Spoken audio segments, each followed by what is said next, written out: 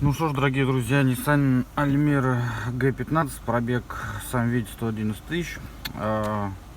Немножко задолбал звук болтающейся гайки где-то в двигателе. Думал, что сцепление, но это не то. Вот, послушайте с левой стороны.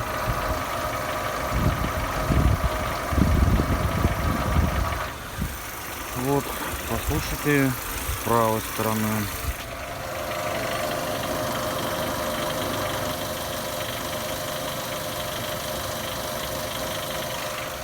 Как будто болтается где-то гайка. В принципе, в двигателе все исправно, но гидрокомпенсаторы, возможно, в первом цилиндре оттуда вроде слышится что-то непонятное. После замены масла началось еще больше. Масло заправляю оригинальное ниссановское в серой упаковке. Сейчас взял черный после пробега 150 тысяч. Рекомендуют, но пораньше залил, то есть 3+-ная коробка. Вот послушайте, что у двигателя.